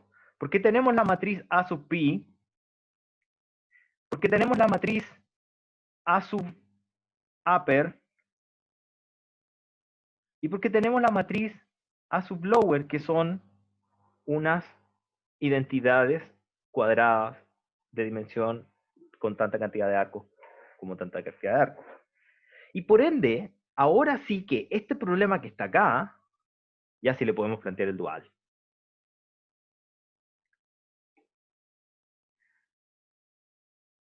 Pero, profe, justo es la idea de, hay una pregunta, dice, pero profe, es porque así la construimos. La idea, fíjate lo que acabo de hacer, Francisco Antonio. Yo lo que hice ahora, con el ejemplo chiquitito que les hice arriba, yo les comprobé, no les demostré, pero les comprobé que esa forma de identificar manualmente los coeficientes, que la hice genérica, les mostré que funcionaba con un ejemplo chiquitito. Entonces, justamente, lo que te quiero decir es que no es que esté construida así porque yo lo dije, sino que te mostré que yo la deduje primero en genérico a través de inferencia y luego probé con un ejemplo chiquitito, no es una demostración, es solamente una prueba, que en un ejemplo chiquitito funciona. Pero yo en el ejemplo chiquitito yo no hice nada, yo simplemente, yo no apliqué la ecuación de arriba. Yo en el ejemplo chiquitito construí la ecuación desde cero y comprobé y te probé con un ejemplo chiquitito que esa construcción desde cero es igual a la construcción que habíamos hecho arriba. ¿Ya? Entonces difiere el ejemplo de la construcción de arriba. ¿Ok? Ahora, la construcción de la estructura del API, del AU y del AL, esa sí la hicimos a propósito. ¿Ya? Esa la hicimos a propósito y la dejamos así para que quedara en forma canónica, que es lo que estoy marcando ahora con una estrellita. ¿Ya? Y cuando ya lo tenemos en esta forma estrellita que acabo de marcar, tenemos la suerte de que sabemos hacer esos duales. Y para hacer esos duales, lo primero que hay que hacer es definir variables duales. Cuando estamos en presencia de una restricción de igualdad, como la ecuación de conservación de flujo, la variable dual que se asocia tiene la misma dimensión que la cantidad de, y aquí hay una n, tiene la misma dimensión que la cantidad de filas que tiene o de elementos que tiene el B, que son tantos como nodos, pero adicionalmente cuando es de igualdad no tengo certeza si la variable es positiva o negativa. Entonces, cuando es así, digo que es real simplemente. Cuando una variable de igualdad, una restricción de igualdad, entonces la variable dual es irrestricta. Pero cuando tengo una restricción de mayor o igual, que es el caso de las dos que hicimos por construcción, y cuando la función objetivo es de mínimo, yo tengo certeza que la variable de decisión, la variable dual de decisión del problema dual asociada a esas restricciones son positivas. Entonces acá, bueno, acá nuevamente me faltó la dimensión, que son de tanta, y tienen tantos elementos como arcos tiene el grafo. ¿Ok? Entonces, cuando nosotros tenemos este conjunto de variables duales, con él ya estamos en condiciones, ahora sí que estamos listos para poder plantear nuestro dual. Y nuestro dual, ¿qué es lo que hace? Nuestro dual, se me volvió un poquito loco el mouse, esperen 2 segundos, voy a esperar yo también, porque veo hasta borroso yo. Todavía no vuelve mi pantalla, así que la de ustedes dudo que haya vuelto bien o si les quedó pegado de antes. Denme 2 segundos. Ahí volvió mi pantalla. ¿Alguien me confirma que se vea bien mi pantalla en sus pantallas, por favor? Súper. Gracias, Agustín. Ya. Entonces, ¿qué es lo que tenemos que hacer? Acuérdense que el dual toma el lado derecho, que en nuestro caso sería B, U y L. Nuestro lado derecho ahora se convierte en nuestros costos. Entonces, lo que tendríamos es que B multiplica pi, U multiplica W y L multiplica WL. Entonces, pi multiplica al B, pi multiplica al B, W sub upper bound multiplica al upper bound y W supra lower bound multiplica al lower bound, que es justo lo que tenemos acá. Tienen pi por B, W upper por upper, W upper por upper y W lower por lower. Ya tenemos la correspondencia 1 a 1 en la función objetivo. Y luego de eso tenemos que hacer la transposición de la matriz A y multiplicarlas por los correspondientes variables duales. Y esta matriz A está compuesta por A sub pi, que es de la conservación de flujo, y las dos identidades que por demás son identidades, así que su respuesta es lo mismo, y las dos identidades de las conservaciones de flujo, y cada una va multiplicada por su correspondiente variable dual. Entonces me queda el API por el pi, y la identidad por el W upper, y la identidad por el W lower, y esto se define para el vector de costos, y ese vector de costos tiene la dimensión, tiene tantas elementos como arcos en el sistema. Y por ende, este es mi dual. Yo ya estoy listo. Y lo puedo escribir ahora en términos de sumatoria. Vamos acá, voy a achicar un poquito. Esto que está aquí es directo, la sumatoria es el producto punto entre pi y b. ¿ya? Entonces hago la suma entre cada uno de los elementos del vector pi y cada uno de los elementos de los flujos netos por nodo, que es el B sub I. Y pasa exactamente lo mismo ahora con el WU y con el W por L. El W upper bound y el W lower bound nuevamente es el producto punto entre sus correspondientes elementos, pero ahora los elementos, en vez de ser los nodos, como era en el caso del B, ahora son los arcos. Se hace para los dos conjuntos y eso pasan a ser nuestra función objetivo. Y aquí, en este paso que estoy marcando, que marqué con una estrellita en negro y también la estoy remarcando con rojo, en este paso lo que estamos haciendo es llevar a conocimiento, a práctica, lo que acabamos de hacer con el ejemplo chiquito y también con la ecuación genérica de la matriz A sub pi. La matriz W es trivial, porque ya lo vamos a ver, pero analicemos esta ecuación. Esta ecuación que está acá, que es la ecuación principal que es la restricción principal del dual, lo que me está diciendo es que para cada arco, porque los costos están definidos uno para cada arco IJ, yo debo identificar cuál es la variable W lower y W upper que participa para ese arco IJ. Pero como esto es una identidad, estas dos son identidades, entonces yo sé que va a haber un 1 simplemente y no me complico la vida. Entonces va a haber, me dice que aquí hay un menos 1 y me dice que aquí hay un más 1 y es directo, menos 1 y el más 1. ¿Ok? Yo lo voy a borrar para no complicar tanto la visión. Y eso que está ahí, eso que está aquí, ya me completa esta parte que está acá de la ecuación. Ya estoy listo con esa parte. Pero me falta el A por pi. ¿Ok? Pero yo sé lo que es A. En particular, yo sé lo que es A traspuesto. Entonces, si yo sé en qué nodo estoy parado, en qué arco estoy parado, que yo sé que estoy parado en el arco I, J, yo por otra parte puedo saber qué coeficiente hay en cada uno de esos, nodos. Y yo sé que en los orígenes hay un más 1 y que en los destinos hay un menos 1. ¿Por qué? Porque lo demostré en el ejemplo. ¿Por qué? Porque lo calculamos en forma explícita, genérica. Y yo puedo simplemente usarlo. Y es lo que estoy haciendo ahora. Yo sé que en el origen hay un 1, yo sé que en el destino hay un menos 1, y lo uso. Y por ende, esta es la ecuación principal de el dual. Las restricciones de dominio ustedes ya las saben, las dije al inicio, los W son positivos, el pi es positivo, pero quiero hacerles una pregunta. Está escrito más abajo y por la hora voy a explicarlo ahora en palabras, pero quiero explicarles esta ecuación que está acá. Y esto es lo que nos vamos a enfocar el inicio de la otra clase, de la próxima clase. Y esa ecuación que está acá es fundamental. Esa ecuación que está ahí es la base de la tarificación en transporte. Cuando uno tiene y se llama transporte, pero en realidad para cualquier tipo de economía sobre red, ustedes tienen la opción de hacer un mecanismo de tarificación.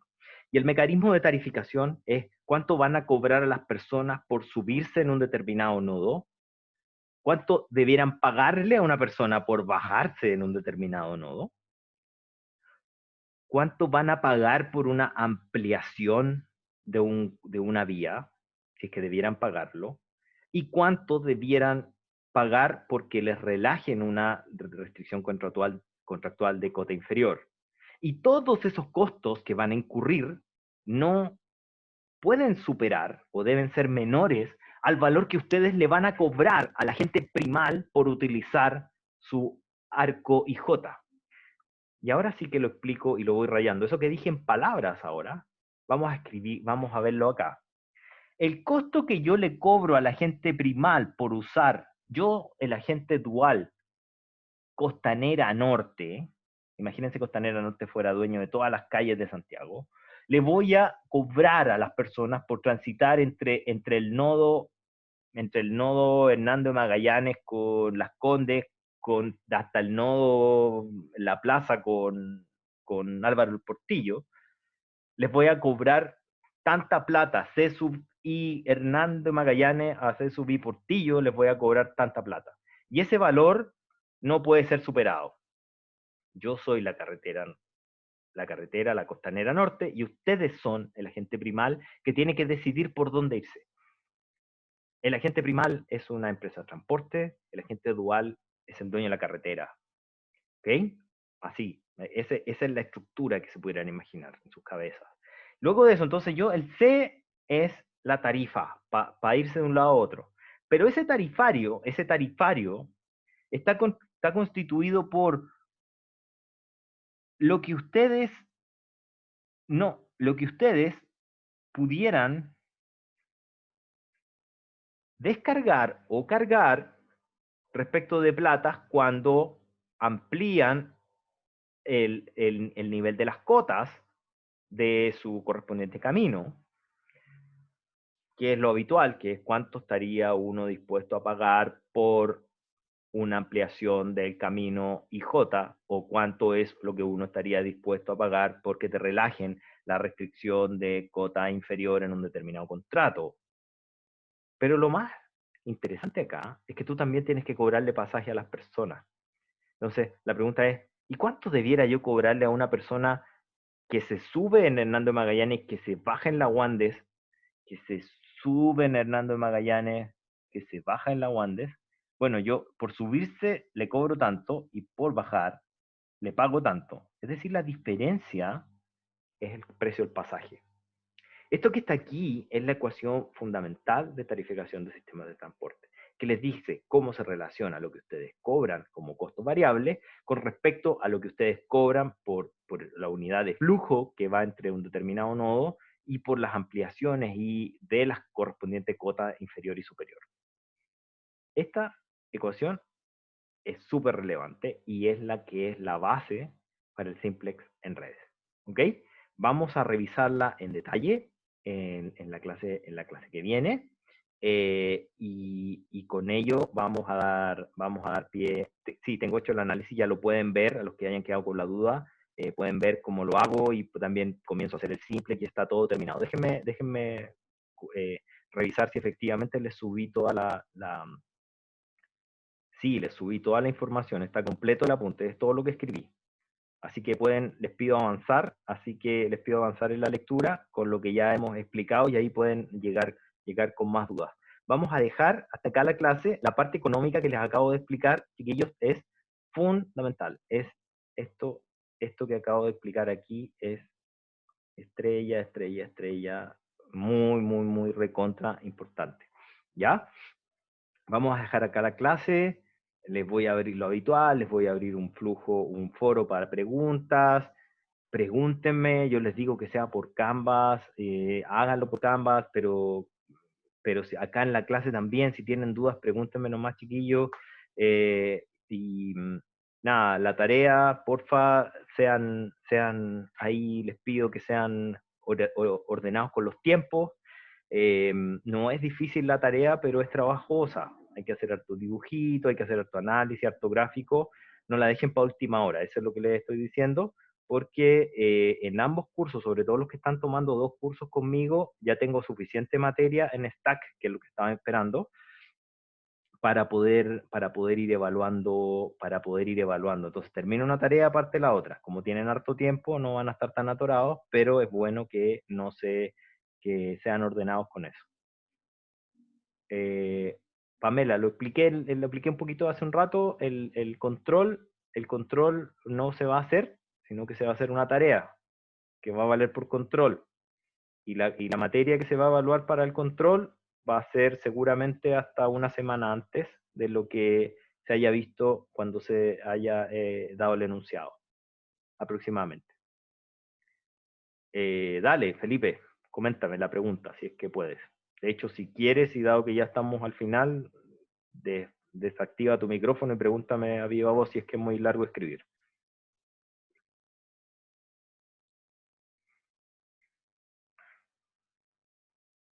Sí, dale con micrófono, no, no. Ah, te bloqueé. Mala cosa. Sorry, ahí los desmuteé a todos, pero ordenado, ordenado. Ahí lo desbloqueé.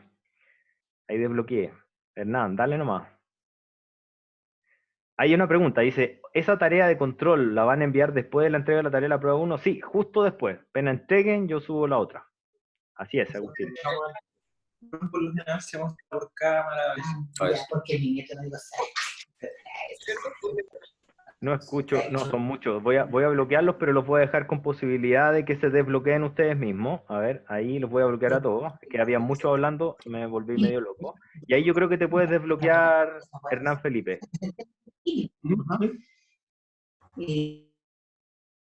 ¿Puede ser o no? Sí, perfecto.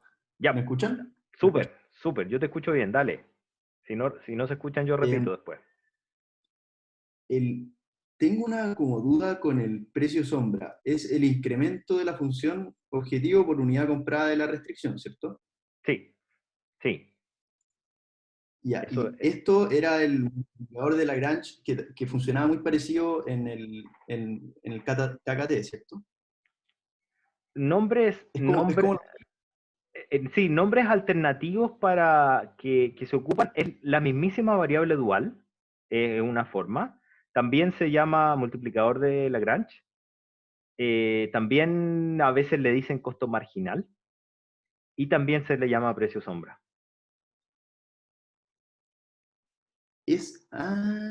Entonces también es el dual. Esa era mi pregunta. En Si efecto, era sí. El precio sombra es pi. Por ejemplo, en esta restricción que estoy mostrando en pantalla, para la restricción de conservación de flujo, por ejemplo. Mira, sabes que voy a empezar a implementar que abran el micrófono de a uno, me gustó. Por ejemplo, para la restricción de conservación de flujo, esta que estoy poniendo en pantalla, que espero que a mí ya se me fueron los píxeles, para la restricción de conservación de flujo, pi es el costo marginal. Pi es el multiplicador de Lagrange. Pi es la variable dual. Pi es el precio sombra. Pero el multiplicador de Lagrange no se puede usar en cuestiones lineales, ¿sí? ¿O no? En lineales se puede usar. En no lineales también se puede usar. Donde no se puede usar es en entera. Ah, perfecto. ¿Ya? Sí, el Pero problema es que... Sí, dale. Cuando uno trata de hacer un KKT en un problema lineal no resulta. No, no es que la metodología de KKT propiamente tal no, porque te va a llevar a un problema, el desarrollo del problema es que te lleva a un problema de barrera logarítmica. Se puede usar, pero efectivamente lo que uno aplica ahí es otro método. Pero no me refiero al KKT, no me refiero al KKT propiamente tal como la técnica, sino que me refiero a las condiciones de primer orden, uno siempre las puede plantear, inclusive en problemas lineales. En efecto, difiero contigo porque uno sí puede solucionar. El sistema de ecuaciones que te queda es un sistema de ecuaciones no lineal, pero un sistema de ecuaciones en el cual las restricciones, mira, tú planteate un problema en forma canónica, por ejemplo, en forma estándar de minimización o maximización, plantéale las condiciones de primer orden y te vas a dar cuenta que el sistema de ecuaciones que te queda es un sistema de ecuaciones que tiene tantas variables como variables de decisión tiene el primal y tantas restricciones tantas variables incógnitas como restricciones más variables de decisión, pero tienes tantas ecuaciones también como lo que te dije. Lo malo es que te falta, el problema es no lineal. Entonces, no es que no funcione, sino que tienes un sistema de ecuaciones no lineal. ¿Ya? Sí funciona, pero es difícil de resolver. De hecho, justamente ahí se expresa la complejidad de la programación lineal y porque no es simplemente llegar e invertir una matriz, sino que hay que hacer un procedimiento y ese procedimiento responde a encontrar el vértice. ¿Ok?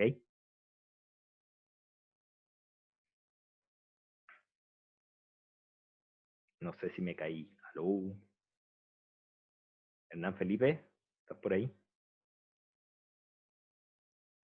Ahora sí se me había Dale. Hoy, entonces, mira, un tema operativo nomás. Lo voy a tratar la otra clase de cuando tengan una pregunta. Ahora sí. Te cortaste un poquito, Hernán Felipe. A ver. Yo no lo escucho, entonces quizás yo soy el problema, César Antonio. Quizás yo soy el problema, yo no lo escucho. Pero ¿saben qué? Les voy a pedir para la otra clase, sin hacer tanto protocolo ni nada, para la otra clase cuando tengan preguntas, con confianza nomás, me dicen, cuando tengan preguntas que sean muy, muy largas, cuando tengan preguntas que a ustedes les cueste escribir, me digan, profe, porfa, ¿me puede dejar levantar el mic? Y sin problema lo levantan y vamos, ordenadamente vamos preguntando. Me gustó harto que podamos tener esta interacción y tratemos de implementarlo. Así nos queda todo más claro y yo también tengo más feedback de por dónde se va no entendiendo la materia y poder reforzar. Me gustó harto, ¿ya?